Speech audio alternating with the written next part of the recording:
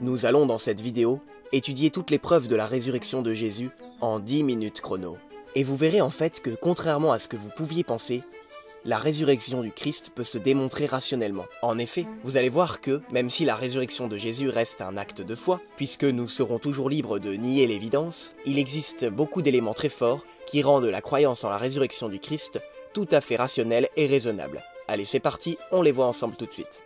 Avant d'en venir à la résurrection à proprement parler, je vais d'abord vous énumérer 5 faits historiques dont nous pouvons être totalement certains, et c'est ensuite que je vous démontrerai que la résurrection de Jésus est l'hypothèse qui rend le mieux compte de ces 5 faits. Alors écoutez-les attentivement. Fait historique numéro 1, Jésus est mort sur une croix. Fait historique numéro 2, après sa mort, le corps de Jésus a été mis dans le tombeau de Joseph d'Arimathie. Fait historique numéro 3, le tombeau de Jésus a été découvert vide par un groupe de femmes 3 jours après sa mort. Fait historique numéro 4, de nombreuses personnes, amis, ennemis et sceptiques, ont dit avoir vu Jésus vivant en chair et en os après sa mort. Fait historique numéro 5, les disciples ont brutalement changé leur comportement, passant du désespoir le plus total au zèle missionnaire, acceptant de subir la persécution et le martyre. Les faits que je viens de vous citer sont totalement avérés par tous les historiens, aucun chercheur sérieux ne les remet en question. Et nier l'un de ces faits serait soit de l'ignorance, soit de la mauvaise foi, soit souvent un peu des deux. Bon alors brièvement, les faits 1 et 2 ne sont vraiment contestés par personne. Enfin, presque personne.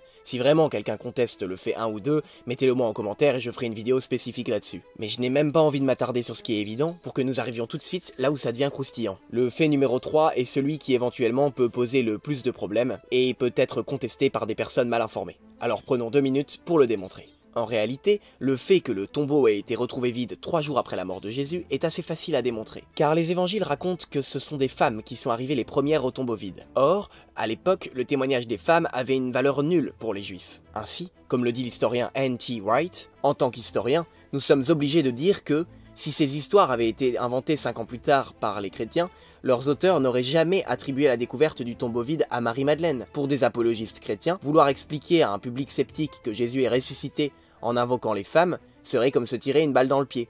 Mais pour nous, historiens, c'est le genre d'information en or. Les chrétiens n'auraient jamais pu inventer une telle chose. Et oui, si les chrétiens avaient voulu inventer, ils auraient plutôt raconté que ce seraient les apôtres qui auraient trouvé en premier le tombeau vide. De plus, comme le dit notre ami Matthieu Lavagna, dès que les chrétiens ont commencé à proclamer la résurrection, les juifs ont répandu la rumeur selon laquelle le corps aurait été volé par les chrétiens. C'est attesté historiquement. De toute évidence, le corps n'était donc plus dans son tombeau. Sinon, les juifs n'auraient eu aucune raison de lancer une telle rumeur. Et si le tombeau n'avait pas été vide, les juifs se seraient fait une joie de le prouver en l'ouvrant, pour faire taire la rumeur de la résurrection. Cela aurait été une manière efficace de réduire la nouvelle secte grandissante. Or, ils ne firent rien de tel et se contentèrent de dire que le corps avait été volé. Tout cela est amplement suffisant pour tenir que le tombeau de Jésus a bien été retrouvé vide 3 jours après sa mort. Regardons maintenant en quoi la résurrection est, et de loin, l'événement le plus probable qui rend le mieux compte de ces 5 faits. Alors pour expliquer pourquoi le tombeau a été retrouvé vide après la mort de Jésus, en fait, soit le corps de Jésus a été enlevé par quelque chose ou quelqu'un, soit Jésus est ressuscité. Matthieu Lavagna établit ainsi dans son ouvrage magistral qu'il n'existe donc que 6 hypothèses possibles.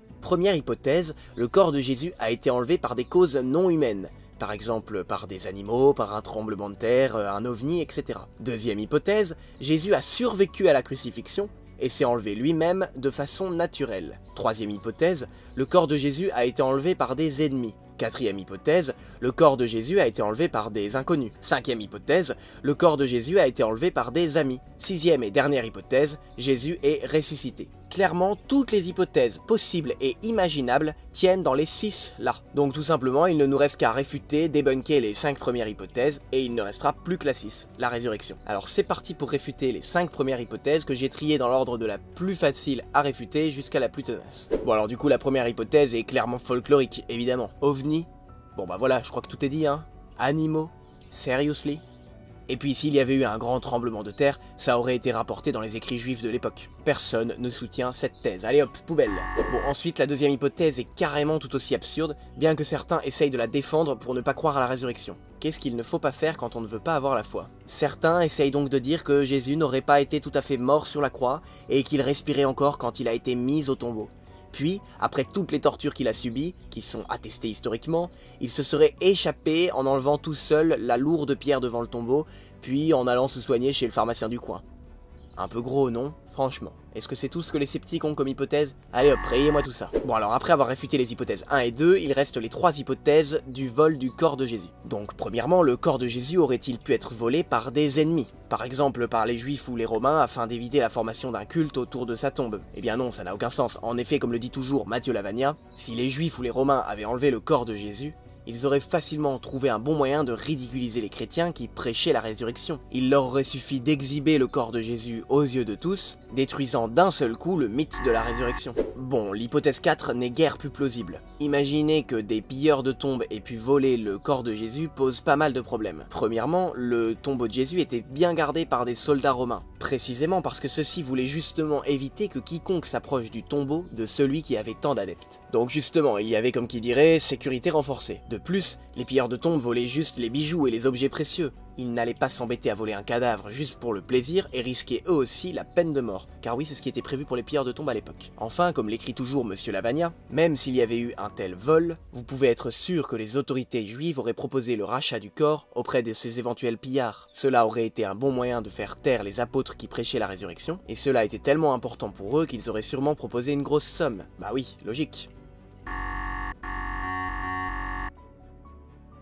On arrive enfin à la dernière hypothèse qui est la plus répandue, la plus tenace, et ce depuis les premiers siècles, à savoir que le corps de Jésus aurait été enlevé par ses amis, par ses disciples ou ses apôtres par exemple. Bon, mis à part que les Romains avaient justement bien gardé le tombeau précisément pour éviter cela, cette hypothèse pose d'autres problèmes. En effet, cette hypothèse de la conspiration mensongère n'explique pas le 5e fait que nous avions vu tout à l'heure, qui est que les apôtres se sont mis à prêcher la résurrection du Christ sans avoir peur des persécutions et de subir le martyre qui leur est tous arrivé. Alors là, certains se disent peut-être « Oui, mais on peut très bien mourir pour des choses fausses. » Oui, évidemment, mais on ne peut pas mourir pour des choses que l'on sait être fausses. Allez, écoutons encore une fois Monsieur Lavagna, c'est pas une vidéo sponsorisée. Comme le disait Pascal, je ne crois que les histoires dont les témoins se font égorger. La totalité des apôtres a subi la persécution et beaucoup sont morts pour leur foi. Il semble tout à fait irrationnel de supposer qu'un tel sacrifice collectif ait été réalisé dans le seul but de rendre crédibles des tissus de mensonges. Personne n'avait rien à y gagner, ni sexe ni argent. Imagine-t-on vraiment 12 pauvres pêcheurs de Galilée, décider du jour au lendemain de quitter leur famille et d'accepter de subir la persécution et la torture rien que pour le plaisir? Non, cela n'est absolument pas crédible. On peut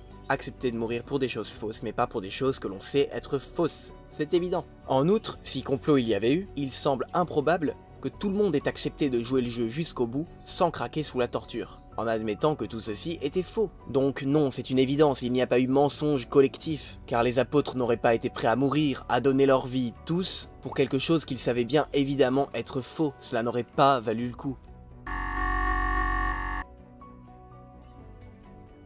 Et pourtant, comme l'écrivait l'historien Pinchas Lapide, si les disciples étaient complètement déboussolés et au bord d'une fuite du désespoir à cause du fait bien réel de la crucifixion, il a fallu un autre fait bien réel pour métamorphoser cette bande de juifs découragés et abattus en la société missionnaire la plus sûre d'elle de l'histoire de l'humanité. Cet événement, donc, par élimination, ne peut être autre que celui, tout simplement, de la résurrection du Christ. Qu'est-ce que cela implique? Allez, la parole une dernière fois à Matthieu Lavagna. Cela signifie que Dieu a lui-même choisi de rendre la vie à quelqu'un qui avait affirmé être de nature divine. Par conséquent, Dieu valide par cet acte les prétentions divines de Jésus et les authentifie aux yeux du monde. La résurrection est donc une confirmation supplémentaire de la divinité de Jésus. Oui, Jésus est bien Dieu, c'est la deuxième personne de la Trinité, le Verbe éternel, qui a choisi de s'incarner pour descendre vivre parmi les hommes, ses créatures. Maintenant, vous saurez que la résurrection de Jésus n'est pas juste une fable pour gens crédules, mais bien l'événement le plus important de l'histoire et auquel il est tout à fait raisonnable et rationnel de croire. C'est plutôt ne pas y croire d'ailleurs, qui est plutôt un mélange entre ignorance et mauvaise foi irrationnelle.